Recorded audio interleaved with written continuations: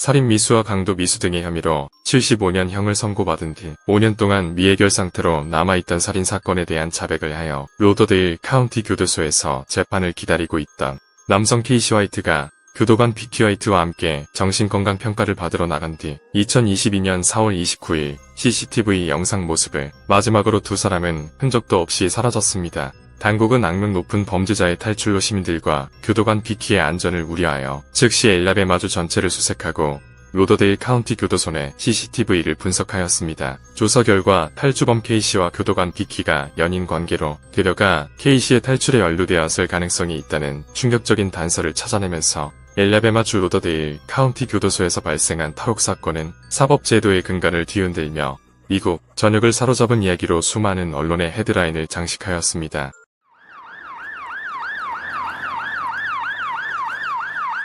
1965년 8월 19일에 태어난 비키 화이트는 17년 동안 교도관으로 일하면서 2002년에 토미 화이트와 결혼했고 토미의 알코올 및 약물 남용으로 인해 2006년에 이혼했지만 2022년 1월에 전 남편이 사망할 때까지 친구로 지냈으며 비키의 어머니와 전 시어머니와도 끈끈한 관계를 유지했습니다. 로더데일 카운티 교도소의 책임과 신뢰가 수반되는 교정 담당 부국장으로 근무 중이었고 17년간의 교도관 생활을 마치고 그녀가 사라진 날인 2022년 4월 29일 은퇴할 예정이었습니다. 그녀는 17년 재임 기간 동안 올해의 직원상을 4번 수상했으며 퇴직을 앞두고 5번째로 이 상을 받을 예정이었던 직업에 대한 그녀의 헌신은 의심할 여지가 없었습니다. 한편 1983년 8월 20일에 태어난 케이시 콜화이트는 2.6m의 큰 키에 150kg 정도의 몸무게로 거대한 체격이었고 몸에는 문신이 덮여 있었고 백인 우월주의의 신념을 갖고 있는 일련의 잘못된 선택과 폭력적인 행동으로 얼룩진 삶을 살았던 사람이었습니다. 2012년 그는 자신의 형을 두키 손잡이로 폭행한 혐의로 3년형을 선고받고 출소한 뒤 2015년 12월 1일 밤 10시 전 여자친구에게 새로운 남자친구가 생겼다는 사실을 알게 된 케이시는 권총 2자루로 무장하고 전 여자친구 집에 들이닥쳐 전 여자친구와 함께 있던 그녀의 남자친구와 친구에게 총을 겨누었고 간신히 뒷문으로 도망치는 전 여자친구를 따라가 총을 여러 발 발사하였습니다. 다행히 다친 사람은 없었지만 케이시는 전 여자친구 가족에게 여러 발의 총을 발사해 죽이고 도망갔습니다. 그리고 그날 밤 도주 중 차량 2대를 훔치는 과정에서 총으로 트럭 운전사 납치를 시도하고 또 다른 여성의 차를 공격해 여성에게 부상을 입혔습니다. 그는 훔친 차량을 타고 도주 중 고속도로에서 과속하는 그를 보안관이 목격하여 추격전이 시작됐고 경찰이 차를 둘러싸자 케이시는 차에서 내려 머리에 총을 겨누고 라임스톤 카운티 보안관 마이크 블레이클리와 대화할 수 없으면 자신과 경찰을 쏘겠다고 위협하여 현장에 도착한 보안관 마이크가 케이시를 설득하여 체포하였습니다. 체포된 케이시는 경찰에 자신의 의도가 전 여자친구를 죽인 다음 경찰을 자극하여 자신을 죽이는 종종 경찰에 의한 자살이라고 불리는 시나리오를 생각했다는 자백을 하면서 그렇게 하지 못한 것을 후회하고 자신이 석방되면 전 여자친구를 죽이겠다는 말로 불안한 위협을 가했습니다. 2015년 12월 2일 케이시는 살인미수, 납치, 절도, 동물 학대를 포함한 수많은 혐의로 라임스톤 카운티 교도소에 구금되어 재판을 받은 케이시는 2019년 2월 8일 75년형을 선고받은 뒤 2019년 4월 16일 미국 최대 보안시설인 윌리엄슨 도널드슨 교정시설로 이송되었습니다.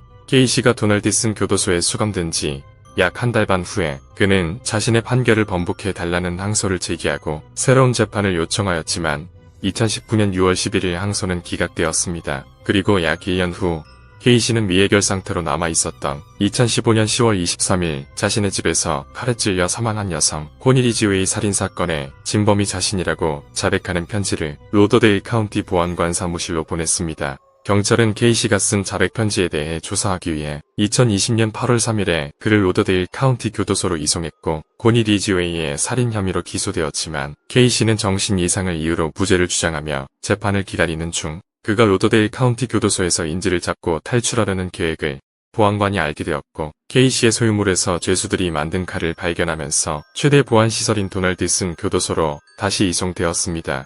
2022년 4월 18일에 시작될 예정인 케이시의 재판을 위해 그의 변호사는 케이시와 함께 증거 게시 파일을 검토해야 했는데 그가 구금되어 있던 도널드슨 교도소 시설의 행정부는 이러한 파일이 포함된 하드드라이브를 가지고 들어가는 것을 금지했기 때문에 K씨의 변호인과 검사 사이의 법적 분쟁 후 2022년 2월 24일 K씨는 로더데일 카운티 교도소로 돌아왔고 K씨의 재판은 6월 13일로 연기되었습니다. 2022년 4월 29일 오전 9시 20분경 교정부국장 비키는 예약 담당관에게 정신건강평가를 위해 K씨를 법원으로 이송할 계획이며 그를 내려준 후 몸이 좋지 않아 치료를 받으러 갈 것이라고 말하고 K씨를 순찰차에 태우고 교도소에서 출발하였습니다. 오후 3시 30분 예약 담당관은 비키가 돌아오지 않아 그녀를 확인하기 위해 연락을 시도했고 그녀의 전화가 음성 메시지로 바로 연결된다고 행정부에 보고했습니다. 그리고 경찰관은 K씨가 법원에 갔던 다른 수감자들과 함께 교도소로 돌아오지 않았다고 관리자에게 말했고 관리자는 즉시 보안관 사무실에 연락하고 법원 수색을 시작했지만 그는 법원에 없었고 법원 출두나 평가가 예정되어 있지 않다는 사실을 파악하여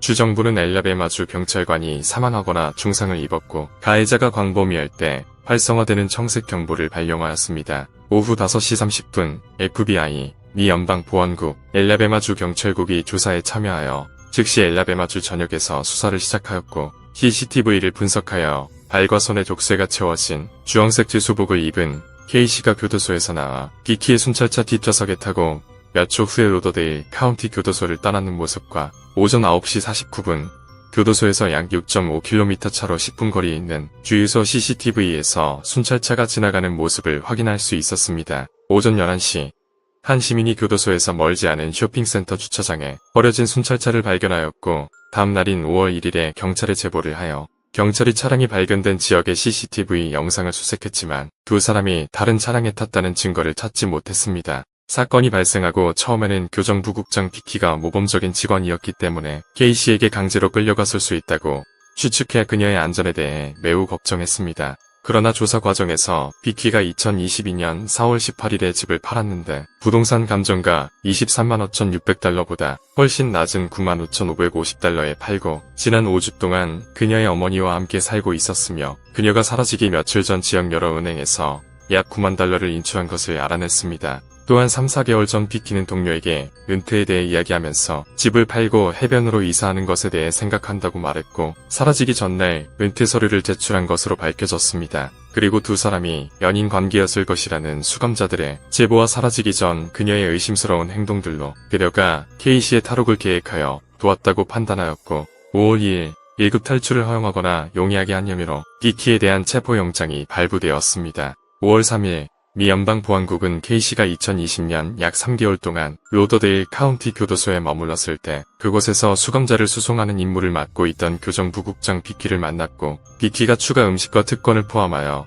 K씨에게 특별 대우를 제공하며 두 사람은 특별한 관계로 발전하였으며 K씨가 도널드슨 교정시설에 수감되어 있는 동안 두 사람이 1000번에 가까운 전화 통화를 했었다는 것을 확인하였습니다. 그리고 비키가 사라지기 전에 총기 및 남성 의류를 구입하였으며 가명을 이용해 2007년형 주황색 포드 엣지를 구입했다는 사실을 확인하여 두 사람이 왼쪽 후면 범퍼가 약간 손상된 차량으로 도주 중일 수 있고 차량 번호를 알 수 없다는 발표를 하였습니다. 또한 그들이 반자동 소총과 권총 및 산탄총으로 무장했을 수 있으니 K씨와 비키를 목격하면 접근하지 말고 즉시 911에 전화할 것을 촉구하였습니다. 미 연방보안국은 K씨의 체포로 이어지는 정보에 대해 $10,000의 보상과 비키의 체포에 대해 추가로 $5,000의 보상을 제공했습니다. 또한 비키의 가족들은 언론사 인터뷰를 통해 두 사람의 사이를 모르고 있었고 그녀가 K씨에게 세뇌당했을 것이라고 말했습니다. 그리고 K씨의 어머니는 K씨가 사라지기 전날 아들과 이야기를 나눴으며 모든 것이 완벽하게 괜찮았다고 말했으며 그가 펜팔을 하는 사람이 있었지만 누구인지는 몰랐고 고니 리지웨이의 살인을 자백하는 편지를 쓴 것은 단지 도널드슨 교도소의 형편없는 시설과 음식 때문에 로더데일 카운티 교도소로 가기 위해 거짓 자백을 했으며 자신의 아들 K씨는 괴물이 아니라고 말했습니다. 5월 4일 테네시주 윌리엄슨 카운티에서 북쪽으로 281km 정도 떨어진 곳에 위치한 인디애나주 에반스빌의 세차장 매니저는 자신의 세차장에 며칠 동안 세차장의 첫 번째 칸에 주차된 트럭을 발견하였습니다. 매니저가 트럭을 확인하기 위해 다가갔을 때 창문이 내려진 채 문이 잠겨 있지 않았고 차키가 내부에 있는 것을 발견하면서 에반스빌 경찰서에 신고했습니다. 세차장에 도착한 경찰은 포드 F250 픽업 트럭을 조사하였지만 약간의 쓰레기와 충전기, 교육 탄창 로더만 있었고 운전자를 확인할 수 있는 서류 같은 건 없었습니다. 트럭이 도난 차량이 아니어서 경찰이 할 수 있는 일이 없었고 그 뒤 매니저는 자신의 사업장에서 트럭을 견인했습니다. 그리고 에반스빌 경찰국은 새 차장 트럭을 발견한 후 며칠 동안 국가자동차 타이틀 정보 시스템을 통해 포드 트럭 정보를 여러 번 조회했지만 5월 8일까지 에반스빌 경찰국은 트럭이 K씨와 B키의 두 번째 도주 차량임을 확인하지 못했습니다. 5월 6일 미 연방보안국은 두 사람이 사용한 포드 엣지에 대한 제보를 받아 차량을 찾았다고 발표했습니다. 5월 5일 오후 11시경 받은 제보에 따르면 B키가 가명으로 구매한 2007년형 포드 엣지와 일치하는 차량이 사건 당일 4월 29일 오후 1시 55분경 로더데일 카운티 교도소에서 북쪽으로 약 2시간 거리에 있는 테네시주 윌리엄 카운티의 시골 도로에 버려져 있다는 신고를 받고 오후 2시 37분에 견인되어 지역 견인 주차장에 방치되어 있다고 하여 해당 차량을 압수하였다는 발표를 하였습니다. 수배 차량의 신고가 늦어진 이유는 처음 차량을 견인한 시간에는 아무도 두 사람이 사라진 사실을 몰랐었고 견인 트럭 운전사가 5월 5일 수배 차량에 대한 지역 뉴스 기사를 읽고 자신이 견인한 차량임을 인식하여 오후 9시 30분경 상사에게 문자를 보내 그의 상사가 지역 경찰에 신고한 것이라고 말했습니다. 그리고 수사관들과 미 보안관들이 현재 테네시주 윌리엄슨 카운티 지역을 조사하고 있으며 두 사람이 차량의 기계적 문제 때문에 버렸을 것이라는 추측을 하였고 차량이 버려진 장소에서 B키와 K씨를 목격한 사람이 있는지 확인하고 있다고 덧붙였습니다. 5월 7일 수사팀은 두 사람이 순찰차를 버렸던 쇼핑센터 바로 옆에 있는 호텔에서 그녀가 사라지기 전 이틀 동안 머무른 것을 확인하였고